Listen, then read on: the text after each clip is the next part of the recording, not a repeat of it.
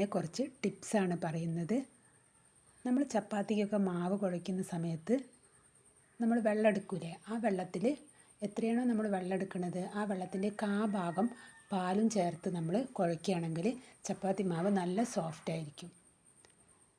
പിന്നെ നമുക്ക് കടല തലേന്ന് വെള്ളത്തിലിടാൻ നമ്മളോട് മറന്നു പോയിട്ടുണ്ടെങ്കിൽ നമുക്ക് പെട്ടെന്ന് കടല കുതിർത്തത് വേണമെങ്കിൽ കുറച്ച് കടല എടുത്തിട്ട് നമ്മൾ ചുടുവെള്ളം ഒഴിച്ച് 1 മണിക്കൂർ വെച്ചേക്കുകയാണെങ്കിൽ അത് കുതിർന്നിട്ടുണ്ടാവും. നേരെ മറിച്ച് നമ്മളൊരു കാസ്ട്രോളിലാണ് ചുടുവെള്ളം ഒഴിച്ച് വെക്കുന്നതെങ്കിൽ നമുക്ക് 1/2 മണിക്കൂർ കൊണ്ട് കടല ഇങ്ങനെ കുതിർന്ന് കിട്ടും.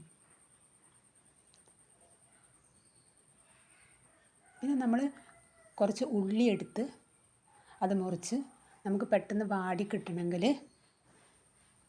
ഒന്ന് വഴന്ന് കിട്ടണമെങ്കിൽ നമ്മൾ കുറച്ച് ഉപ്പും മഞ്ഞൾപ്പൊടിയും ഇട്ടിട്ട് വഴറ്റിയാൽ, അല്ലെങ്കിൽ ഉപ്പ് മാത്രമായിട്ടുണ്ടെങ്കിലും വഴറ്റിയാൽ നമുക്ക് ഉള്ളി പെട്ടെന്ന് വഴന്ന് കിട്ടും.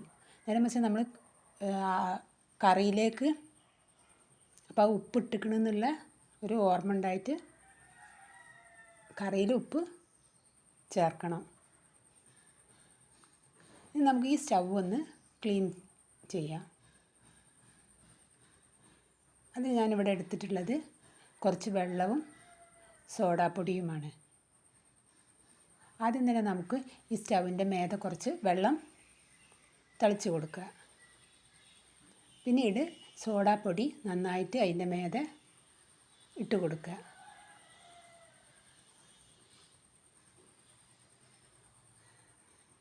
ഇട്ട് കൊടുത്തതിന് ശേഷം നമ്മൾ കുറച്ച് സമയം വെച്ചതിന് ശേഷം നമുക്ക് ഒരു നനഞ്ഞ തുണി ഉപയോഗിച്ചിട്ട്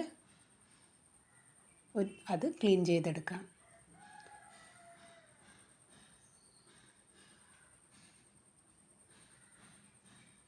ഒരു ചെറിയ കഷ്ണം തുണി എടുത്തിട്ട് നമുക്കതൊന്ന് തുടയ്ക്കാം.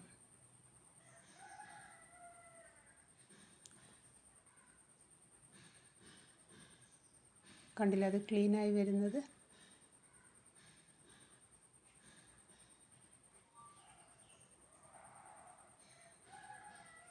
നമുക്ക് വേറൊരു കഷ്ണം തുണിയും കൂടി എടുത്തിട്ട് നന്നായിട്ട് തുടയ്ക്കാം.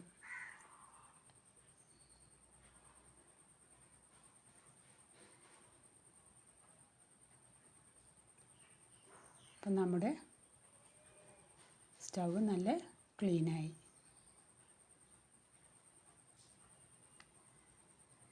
ഇനി നമ്മൾ പപ്പടമൊക്കെ പൊരിക്കുന്ന സമയത്ത് പപ്പടം ഫുള്ളായിട്ട് ഇങ്ങനെ പൊന്തി വരൂലേ, അങ്ങനെ ഫുള്ളായിട്ട് പൊന്തി വരാതിരിക്കാൻ വേണ്ടിയിട്ട് നമ്മുടെ പപ്പടക്കോലെടുത്തിട്ട് ഒരു 3 തുളട്ട് കൊടുക്കുക.